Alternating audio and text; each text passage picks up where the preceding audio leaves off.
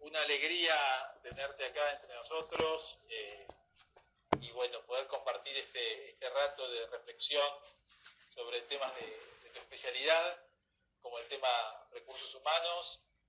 Bueno, voy a empezar a presentarte. Eh, Vos sos licenciado en recursos humanos, de esa maestría en recursos humanos, y a la vez estás haciendo un doctorado, ¿no? Porque según me comentaste, además de ser un fanático hincha de San Lorenzo, de otras cosas.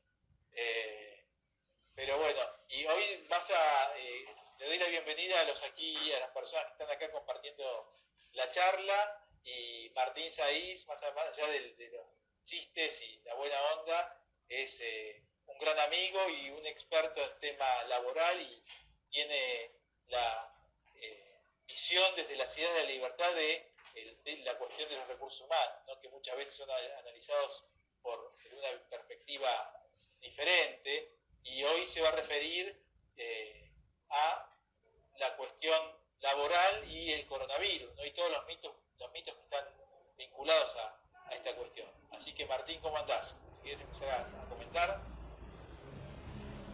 Te agradezco, Martín, la introducción. Sí, todo lo que dijiste es así. Trabajo también en recursos humanos.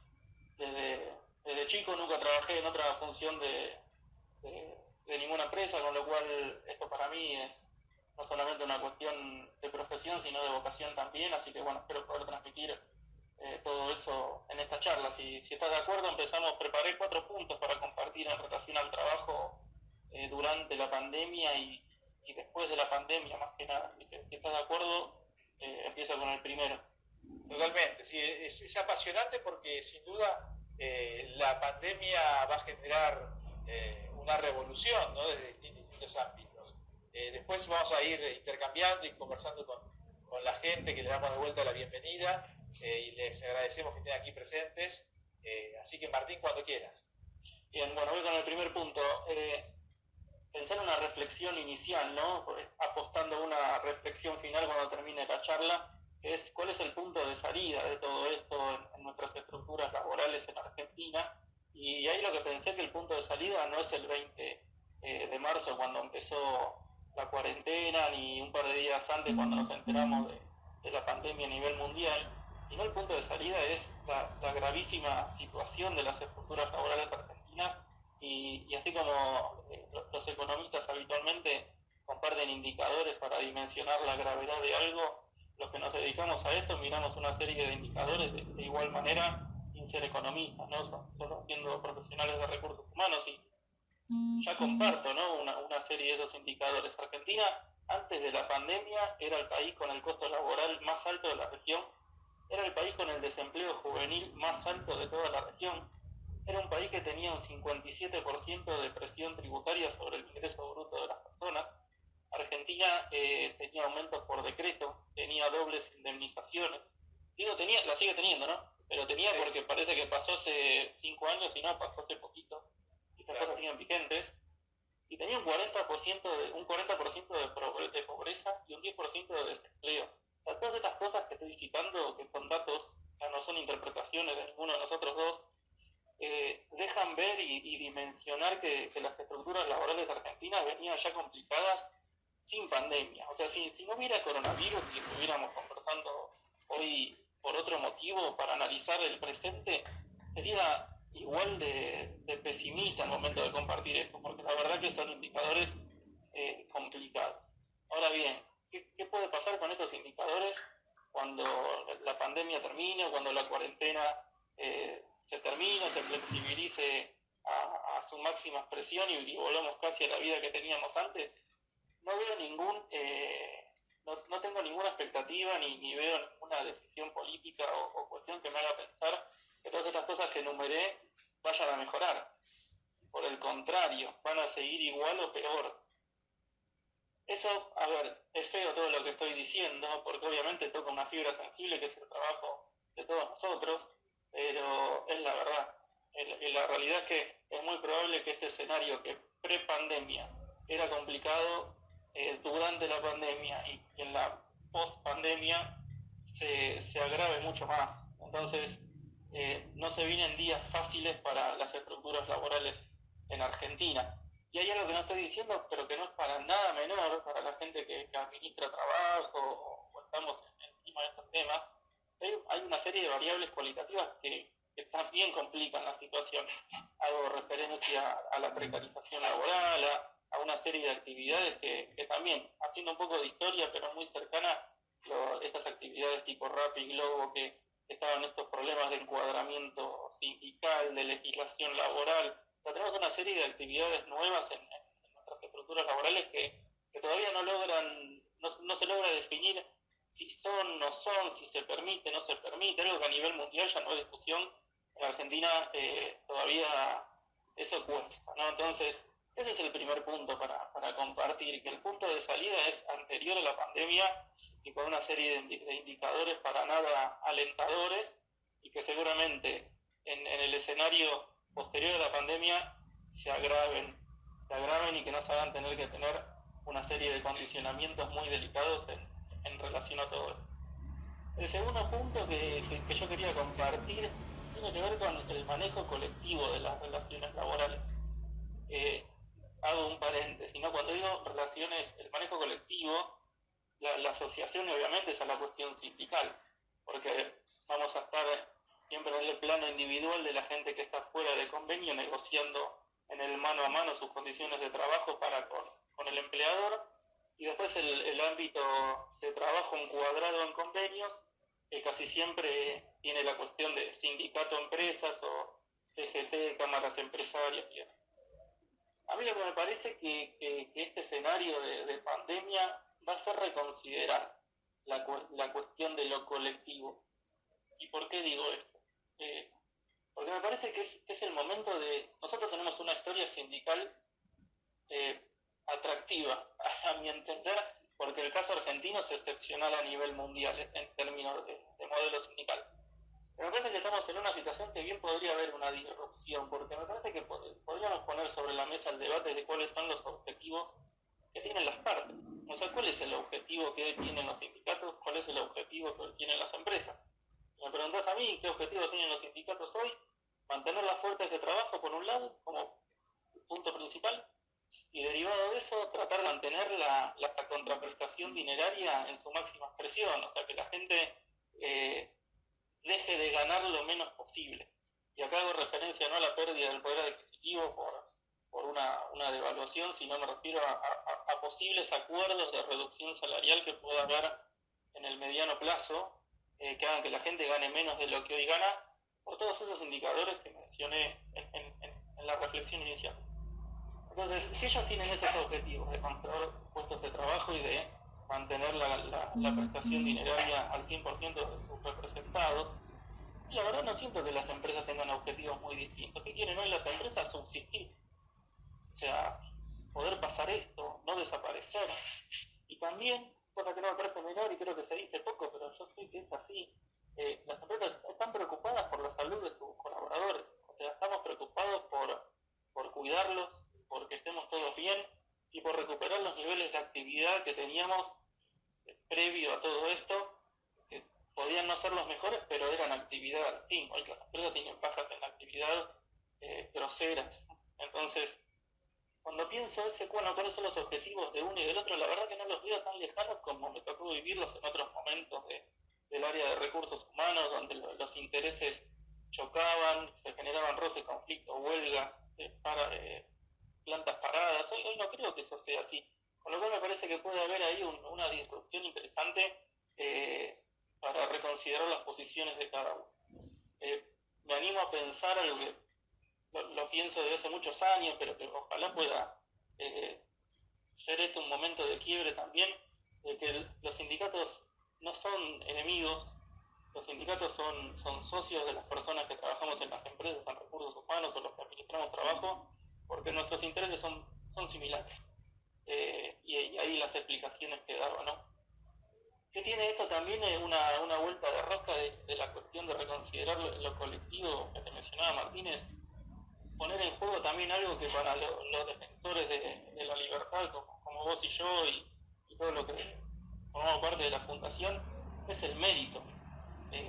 Cuando hacía estas reflexiones decía, bueno, si va a haber una reconsideración de lo colectivo, ¿qué va a pasar con el aspecto meritocrático, que es algo que a nivel laboral, por ejemplo, las áreas de recursos humanos tienen evaluaciones de desempeño, ¿no? Para determinar quién trabajó mejor que otro, quién fue más productivo que otro. Tenemos sistemas de incentivos para premiar o castigar a quien trabaja mejor o peor, hasta inclusive el peor escenario, desvincular gente porque su performance no es la esperada. ¿Qué va a pasar con todo eso por estos días? Y hay también algo para sumar a la charla para que pensemos todos juntos, ¿no? Creo que eso quedó a un costado.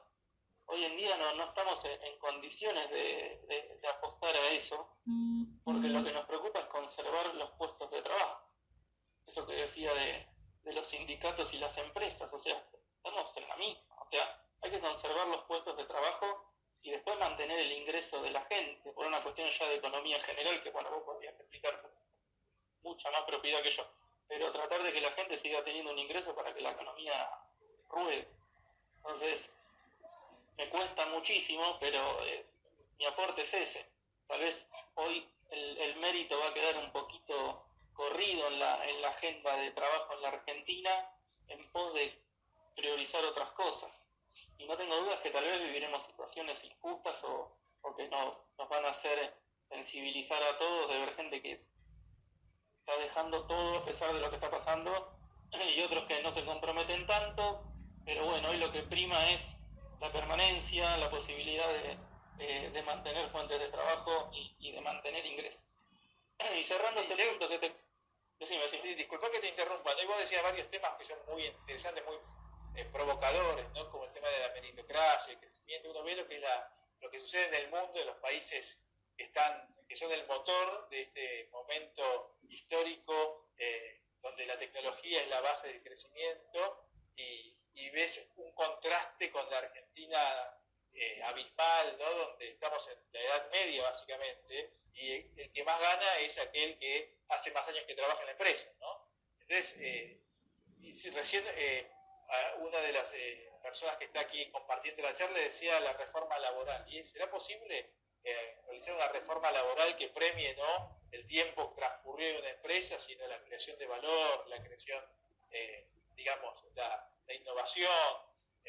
Porque si no estamos como premiando la permanencia, ¿no? El que está más tiempo sentado en una silla y no al que genera más productos, más servicios para mejorar la calidad de vida de la gente. Creo que esto que vos decís se suma a la reflexión inicial de los indicadores poco favorables, ¿no? O sea, las estructuras laborales argentinas, que es lo que siempre converso con vos, o sea, están obsoletas. O sea, nosotros regimos nuestra actividad laboral con convenios colectivos de trabajo que tienen no menos de 40, 50 años. Me acuerdo cuando yo estudiaba en la facultad, que estoy hablando hace más de 10 años atrás, de haber analizado en ese momento convenios colectivos de trabajo españoles donde ya había cláusulas de bullying, hace más de 10 años atrás. Y Argentina todavía eso es un tema que se habla livianamente. O sea, estamos de vuelta atravesando yo lo tengo incorporado, pero tal vez los que nos están escuchando no. Estamos atravesando una cuarta revolución industrial, donde las tecnologías de esa revolución a las que vos hacías referencia pueden sustituir de manera completa el recurso humano de los procesos productivos, manufactureros y administrativos. Sin embargo, seguimos discutiendo aumento por decreto. Entonces, el modelo laboral argentino está colapsado y obsoleto desde antes de la pandemia.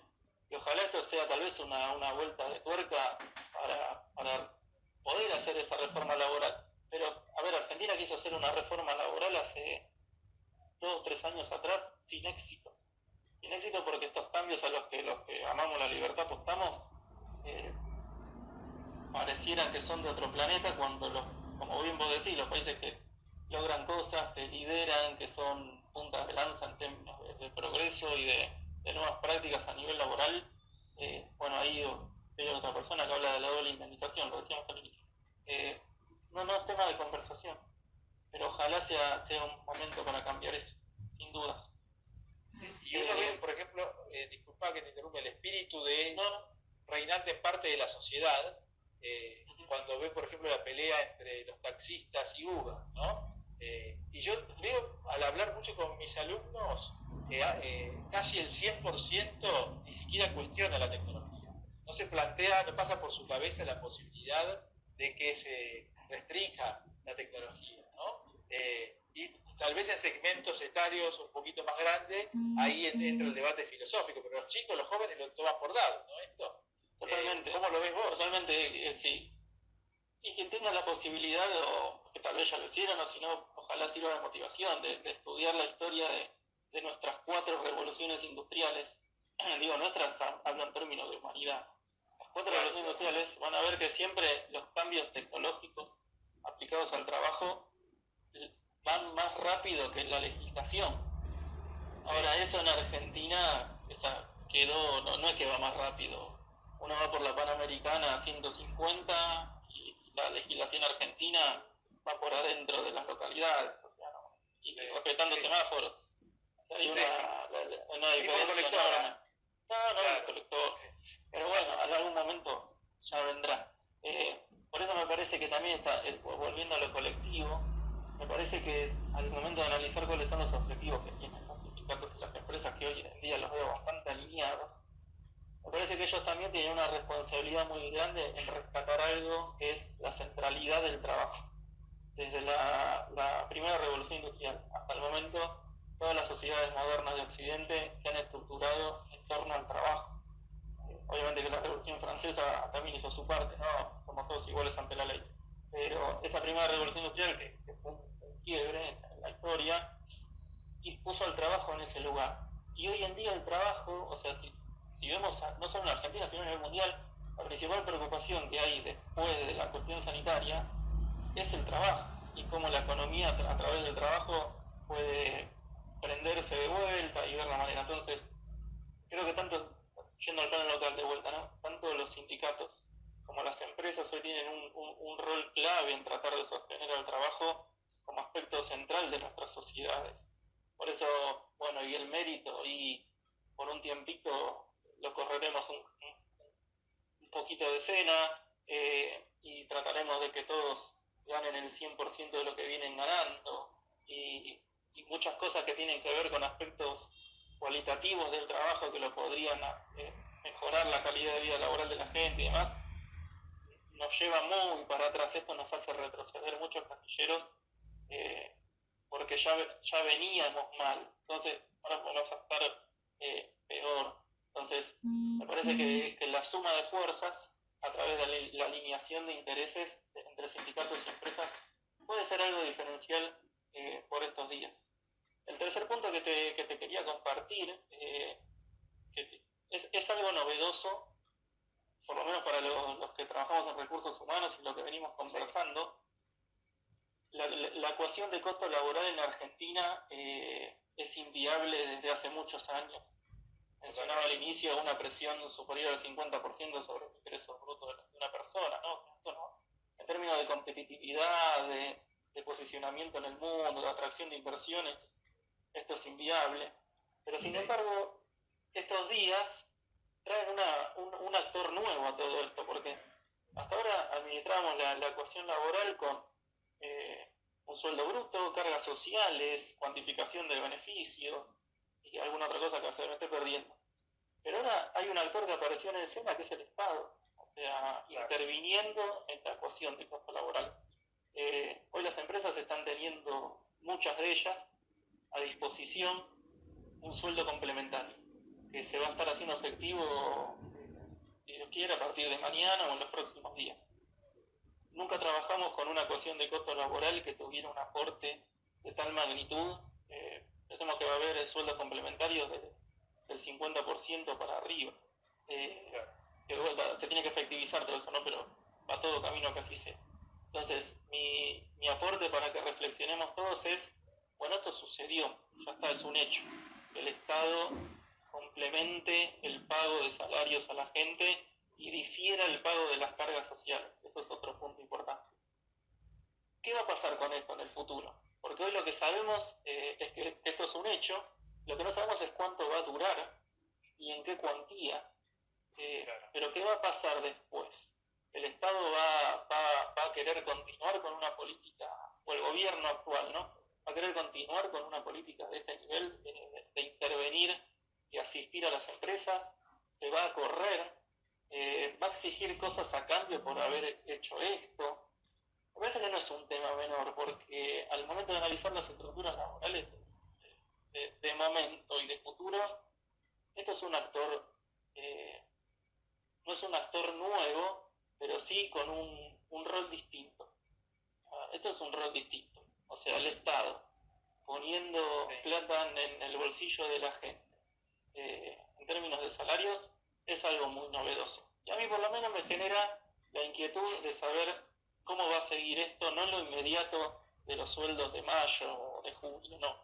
¿Cómo va a ser esa relación a futuro en términos políticos, ¿no? Y creo que ahí también hay mucho de la libertad en juego, ¿no? Porque si hay algo que siempre defendemos en las fundaciones es el tema de la libre empresa.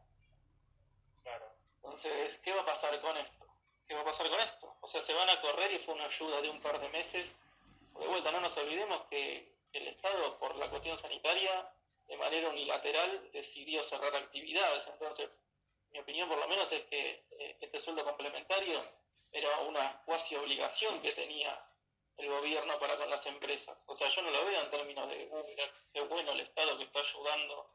Lo tenía que hacer. O sea, porque no fue una decisión compartida. O sea, una decisión del gobierno, entonces la ayuda tenía que venir. O sea, es un complemento para que las empresas, que el Estado las necesita porque son quienes dan trabajo. Recordemos que en Argentina más del 95% de las empresas son pymes, empresas familiares.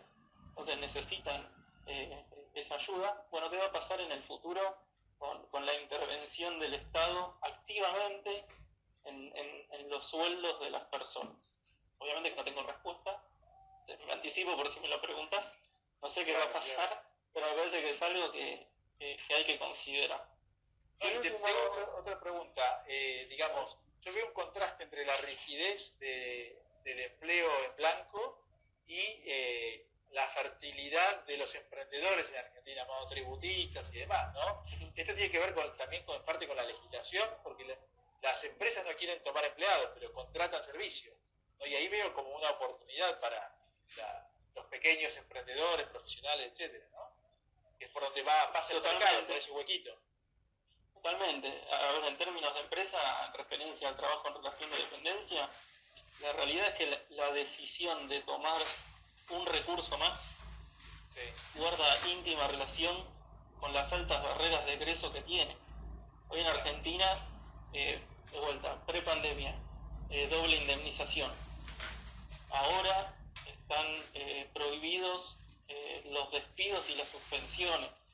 O sea, de vuelta, esta cuestión de la libre empresa está muy golpeada, ¿no? por estos días. Entonces, cada vez que una empresa tiene que incorporar un recurso más, lo piensa 10 veces. O sea, porque después prescindir de ese recurso con el costo laboral más alto de la región, presionando la rentabilidad de las empresas y demás, se complica muchísimo hacerlo. Entonces, se tratan de buscar salidas, que ahí aparece la precarización, aparece la tercerización, aparece la contratación de servicios, que si vamos a esa rigidez que vos hacés mención de la ley de contrato de trabajo, y bueno, ahí está. O sea, surgen caminos alternativos que la legislación no los contempla, pero de vuelta, el mundo del trabajo corre a una velocidad más rápida que el marco normativo.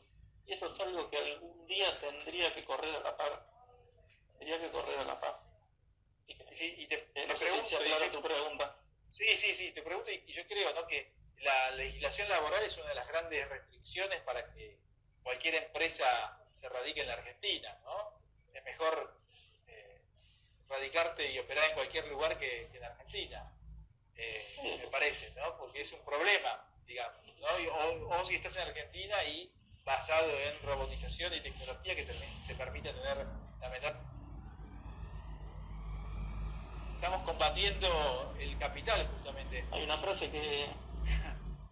Sí, totalmente. Hay una frase que yo siempre tengo presente porque me impactó muchísimo hace algunos años de Peter Drucker o Drucker, según quien lo diga, que en estos términos del mundo del trabajo, de los tiempos que corren, dijo, en un garage de algún lugar del mundo se está fabricando una bala con el nombre de tu empresa. O sea, el competidor no está más en frente, en el barrio de al lado, en la provincia más cercana. Hoy vos no sabés de dónde viene la bala.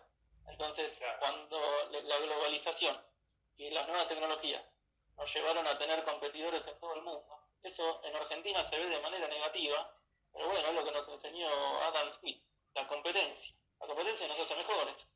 Entonces deberíamos tener algunas cuestiones un poquito más flexibles, en contraposición a esa rigidez que vos mencionaste antes, que nos permita competir, que nos permita apostar a que las empresas puedan generar aún más trabajo.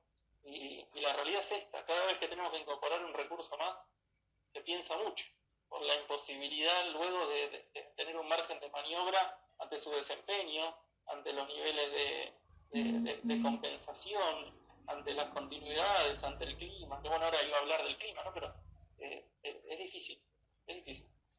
Perfecto. Bueno, y yo para cumplir un poco con los tiempos pactados, quería invitarte a dar un cierre y bueno, despedirnos de la gente que está acompañándonos, así que, no sé, tu palabra, Martín. A modo de cierre, lo que me parece también a tener en cuenta es cómo van a ser seguramente los climas laborales dentro de las organizaciones, ¿no? Porque, a ver, cada uno de nosotros atribuimos sentidos al trabajo, o sea, tenemos expectativas relacionadas al trabajo, y es muy probable que todos esos sentidos atribuidos se desmoronen, que tengamos colaboradores que dejen al descubierto frustraciones, proyectos truncos, que haya descontentos que tal vez guarden poca relación con la empresa en sí, sino con la situación en general. Por eso me parece importante que tengamos en cuenta que hay que dimensionar el recurso humano con el que contamos, ser cuidadoso al momento de traspolar comentarios y prácticas de otros lugares del mundo a la Argentina. O sea, se habla mucho de los millennials, por ejemplo. No es lo mismo un millennials de Londres o de Nueva York que de Buenos Aires. De vuelta a Argentina tiene el desempleo juvenil más alto de la región. Y después otra cosa que me parece que sería disruptivo es que desde las organizaciones y todos los actores involucrados en el mundo del trabajo empecemos a debatir sobre el fenómeno laboral, todos los que lo experimentamos, ¿no? Porque lo que es la naturaleza del trabajo y cómo va a ser en la post-pandemia, la verdad que si alguien se planta a decir cómo va a ser, es un poco irresponsable. Solamente vamos a tener algunos lineamientos a partir de lo que vamos viviendo y de dónde venimos. Pero tenemos que estar todos involucrados en pensar cómo va a ser el trabajo después de la pandemia, y dejando ver que los sentimientos negativos lo tienen todos: los dueños de empresas, los líderes de las empresas, los empleados permanentes, los tercerizados, los desvinculados, los suspendidos. De esta crisis no se salva nadie, todo tiene algún impacto. Pero vuelvo a rescatarlo de lo colectivo. Entre todos tenemos que salir de esta, todos. O sea, no estar esperando que el sindicato o el Estado o el dueño de la... No. Todos tenemos una responsabilidad para llevar adelante y para salir a flote de esta. Ese es mi mensaje. Entre todos lo vamos a tener que sacar adelante. Bueno, Martín, muchísimas gracias por este tiempo, compartir tu conocimiento. Gracias a las personas que nos están acompañando. Los invitamos a seguir a la Fundación Atlas, seguir a Martín. Y digamos, el mensaje es que también el mercado laboral es parte de mercados más generales y tiene que adaptarse. En Argentina está el hecho de estar aislado del planeta, digamos, nos hace, digamos, no estar subidos a lo que está pasando en el mundo en estos momentos y ahuyentar toda posibilidad de inversión, por ejemplo, con lo cual es fundamental, ¿no? Una reforma laboral que, digamos, nos invite a contratar gente y no todo lo contrario, ¿no? Así que bueno, creo que con estas palabras quisiera cerrar, agradecerte una vez más, un lujo tener tu palabra y tu presencia, Martín. Gracias a todos por estar aquí presentes. Gracias a vos. Saludos. Un abrazo. Gracias.